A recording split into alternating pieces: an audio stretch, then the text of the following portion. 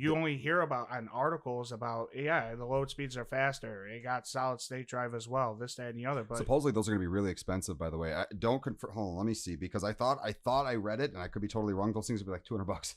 what? Their proprietary memory cards. Oh, really? Hold on, let's see.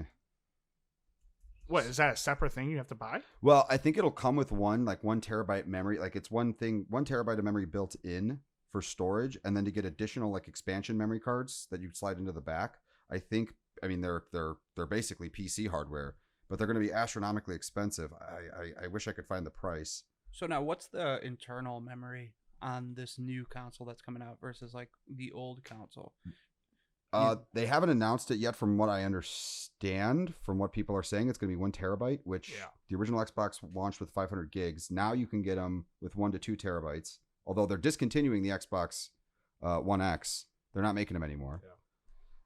So yeah, I'm not finding the price in here. But I know that so Sony has their NVMe storage or whatever that they're doing, but because it's based off PC hardware, it's going to be expensive, but not as expensive. So I really wish I could find that price for this, but yeah, I don't know. We'll see. Supposedly it's going to be expensive for the Xbox storage.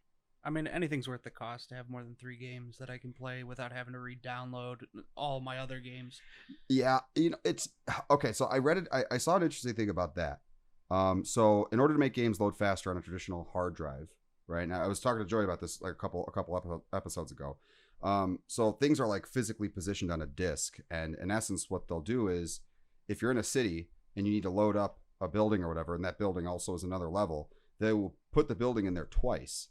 So games become bigger because they do the assets to make it. So because everything's going to be so much faster, the game should be smaller, but then everything's going to be higher resolution. It's going to be bigger. So I don't know.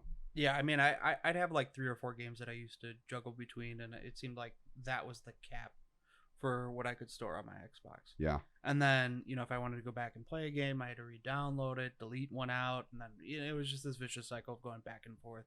So, I mean, even if it costs a bunch, it might be worth it in the end so that you can freely play the games that you want.